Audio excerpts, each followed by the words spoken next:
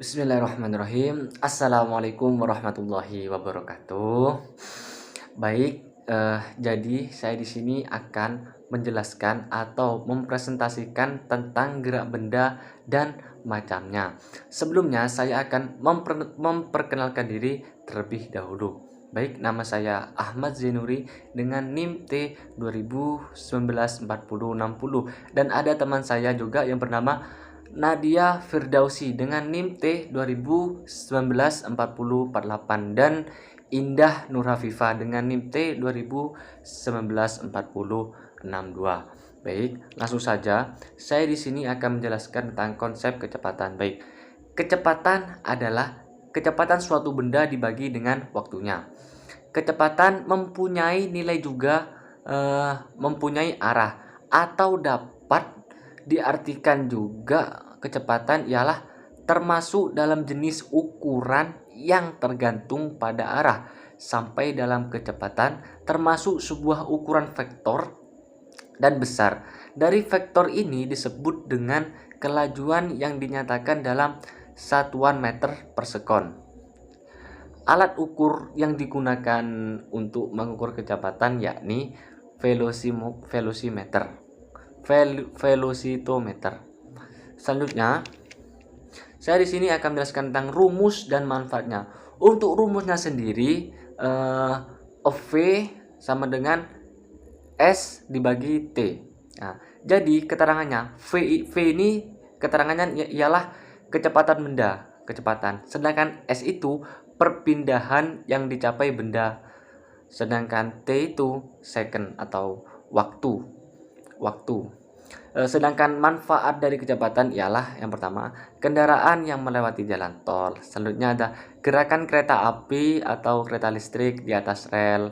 Selanjutnya ada kapal laut yang menyeberangi lautan atau samudra. Yang keempat ada gerakan pesawat terbang. Dan yang terakhir ada untuk mengetahui hasil yang telah kita hitung dalam mengukur dan menilai suatu objek. Nah, jadi intinya manfaatnya itu untuk kita mengetahui dari manfaat yang telah saya sebutkan seperti itu. Selanjutnya, di sini saya akan memberikan contoh untuk supaya lebih memudah memahaminya.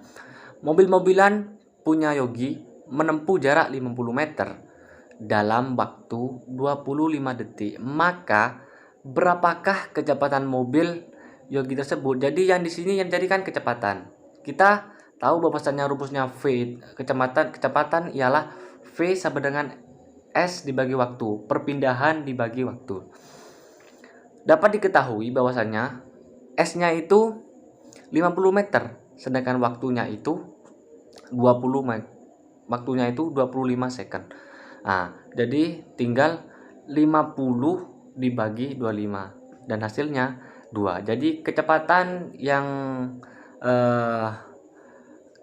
pada sebuah mobilnya Yogi itu adalah 2 meter per second seperti itu. Lanjut. Selanjutnya saya di sini akan membahas tentang konsep percepatan.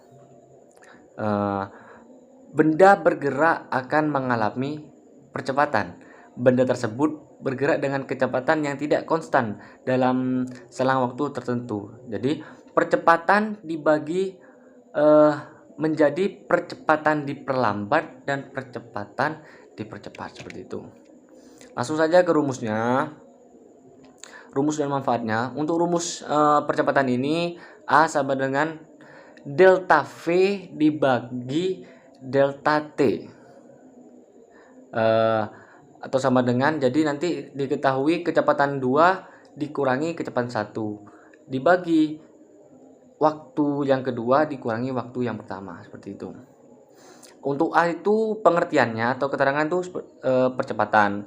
Sedangkan delta T itu artinya perubahan kecepatan. Delta T itu selang waktu. Terus V2 atau kecepatan kedua itu bisa disebut juga dengan kecepatan akhir. Sedangkan V1 itu kecepatan awal seperti itu. Kalau saya pribadi menyebutkan itu kecepatan yang kedua gitu. Kan kita dalam memahami itu kan sesuai dengan sudut pandang kita sendiri supaya lebih mudah memahami seperti itu. Untuk T sama waktu. Lanjut ke manfaatnya. Yang pertama, untuk menghitung kendaraan yang melewati jalan tol, gerakan kereta api atau kereta listrik di atas rel, terus ada kapal laut yang menyeberangi lautan atau samudra, gerakan pesawat terbang, dan untuk mengetahui hasil yang telah kita hitung dalam mengukur dan menilai suatu objek. Kurang lebih manfaatnya seperti dengan kecepatan. Sekian. Oke, saya akan menjelaskan tentang contoh soalnya supaya lebih mudah memahami. Di sini ada grafik GLBB dengan V menyatakan kecepatan dan T menyatakan waktu. Tentukan besar percepatan benda dari grafik tersebut. Nah, kita pahami dulu grafiknya. Sedangkan yang mengarah ke atas itu, yang vertikal itu kecepatannya, sedangkan untuk yang horizontalnya itu waktunya. Kan sudah diketahui. Rumusnya ingat kan, bahwasanya A sama dengan delta T dibagi dengan A sama dengan delta V dibagi delta T. Nah, jadi untuk kecepatan akhir dikurangi kecepatan awal, dan waktu akhir dikurangi waktu yang awal, seperti itu kan. Nah, untuk kecepatan akhirnya sudah diketahui bahwasanya ada 10, terus kecepatan awalnya ada 5, untuk T akhirnya ada 0,4, sedangkan T awalnya ada 0,2. Sudah ada di PPT, itu tinggal masukkan angkanya, terus tinggal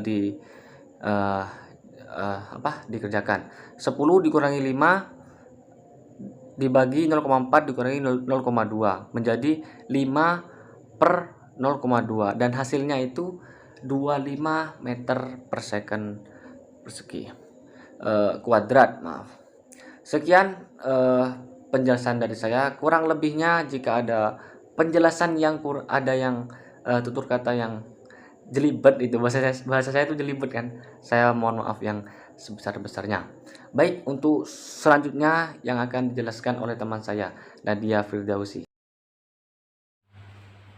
Sebelumnya, perkenalkan, saya Nadia Firdausi, NIM T 2019-4048. Saya akan menjelaskan konsep gerak lurus beraturan. Gerak lurus beraturan atau biasa disingkat dengan GLB adalah gerak suatu benda pada lintasan lurus dan memiliki kecepatan konstan atau tetap. Adanya yaitu berada pada sebuah lintasan yang berupa permukaan rata. Kecepatan benda tetap atau konstan, tidak mempunyai percepatan, dan pada kecepatan berbanding lurus dengan perpindahan dan berbanding terbalik dengan waktu. Rumus GLB yaitu V sama dengan S dibagi T. Keterangannya, V yaitu kecepatan dengan satuan meter per second, S yaitu jarak tempuh benda dengan satuan meter, T yaitu waktu tempuh dengan satuan S second.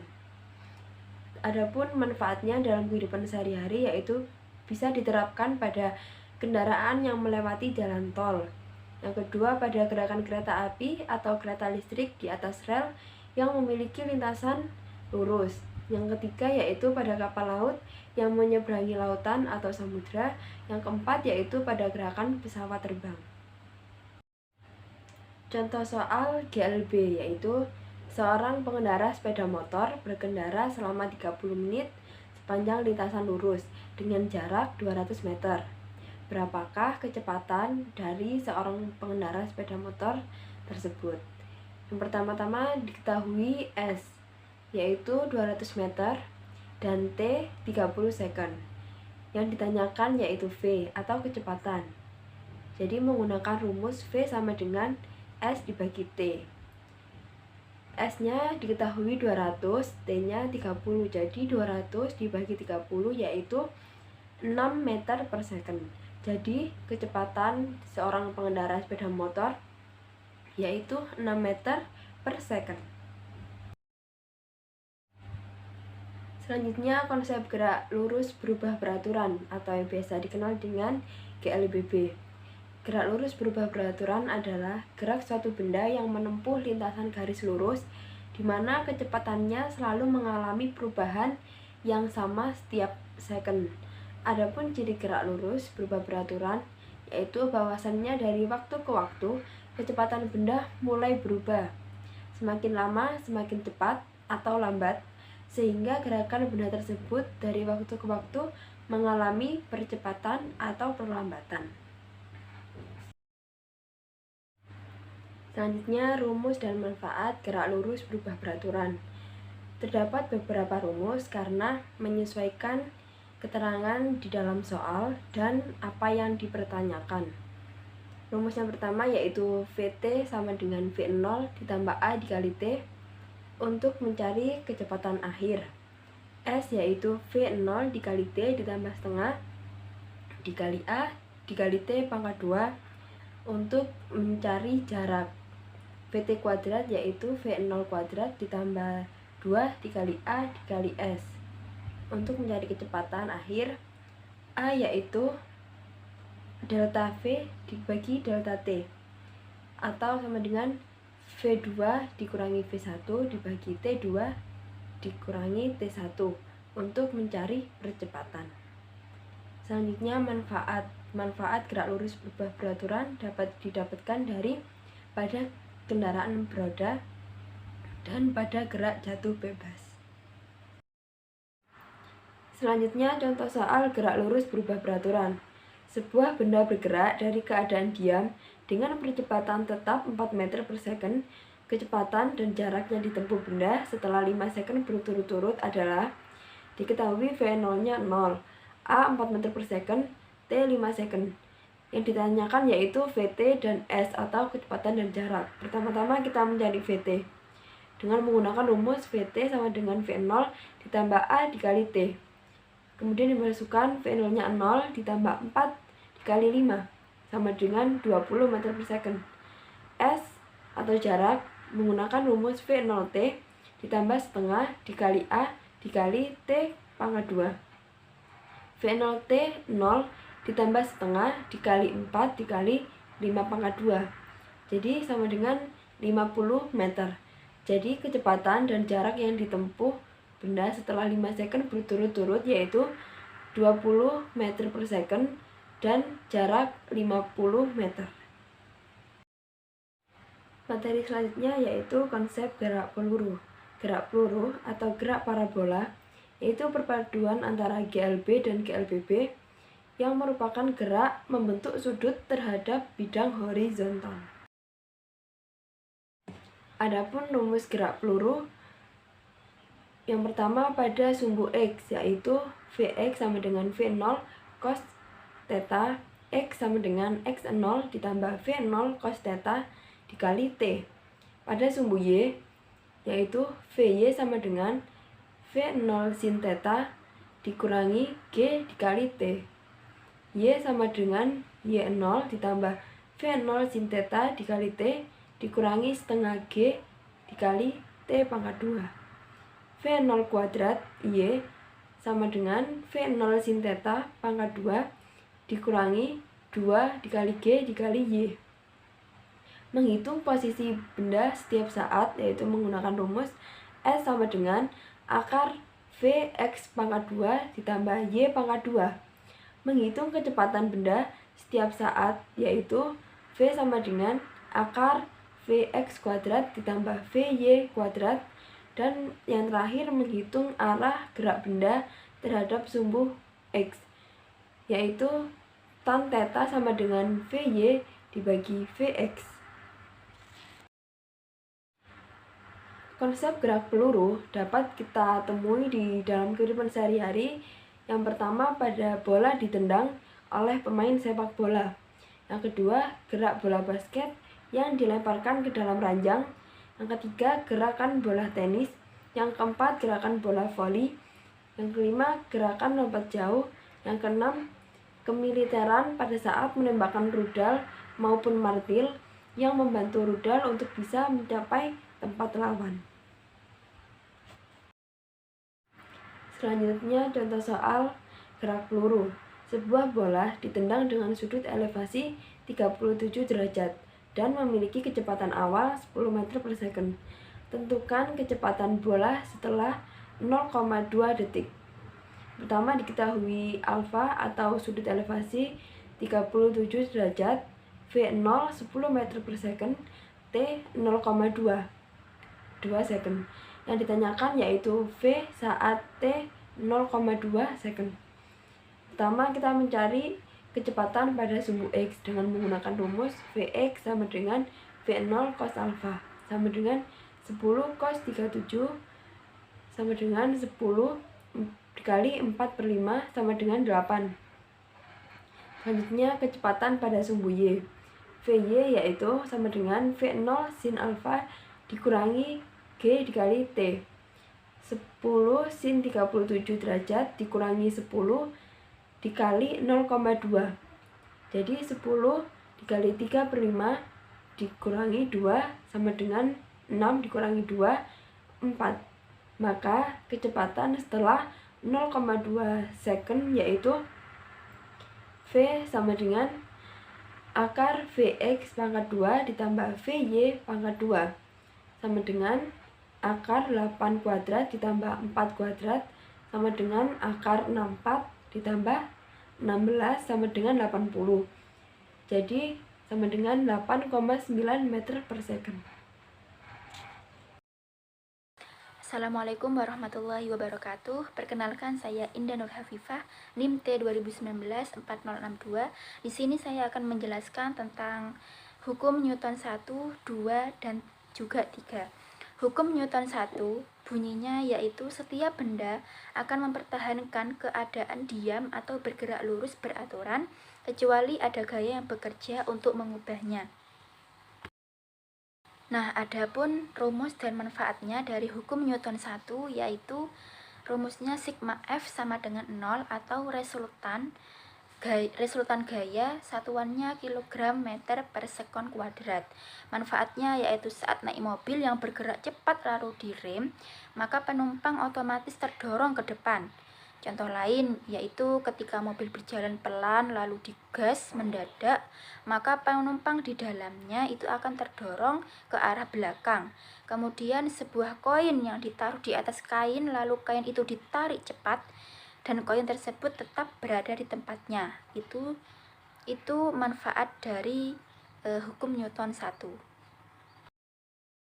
Adapun contoh soalnya yaitu dapat dilihat di gambar bahwa benda diam, hitunglah gaya normal yang bekerja pada benda yang ada di gambar berikut. Itu adanya benda yang beratnya 6 kg, yang mana massa itu benda ya, jadi 6 kg, dan gravitasi dari benda tersebut yaitu 10 meter per sekon kuadrat. Lah rumusnya di sini W sama dengan massa kali gravitasi, yaitu massanya 6 kali 10 sama dengan 60 N. Selanjutnya yaitu bunyi hukum Newton 2, yang mana bunyinya adalah percepatan yang ditimbulkan oleh gaya yang bekerja pada suatu benda berbanding lurus dengan besar gaya itu atau searah dengan gaya itu dan berbanding terbalik dengan massa benda tersebut. Adapun rumus dan manfaat dari hukum Newton 2 yaitu rumusnya sigma F sama dengan M kali A. Nah, manfaatnya di sini contoh dari penerapan hukum Newton 2 adalah ketika kita mendorong sebuah kursi kecil dan lemari, kita membutuhkan gaya lebih besar untuk mendorong lemari karena massa lemari lebih besar daripada massa kursi. Nah, contoh soalnya bisa kita lihat di gambar berikut dengan bahwasanya berapakah percepatan benda, berapa tegangan tali. Nah, di situ MA-nya diketahui 7 kg atau massa pertama 7 kg, massa kedua atau di sini dilambangkan MB ya, yaitu 3 kg, dan F di sini ada 50 N. Pada benda A terdapat gaya tegangan tali ke kanan. Karena di sini kita akan membahasnya ada dua pembahasan. Yang pertama I pertama dan I kedua.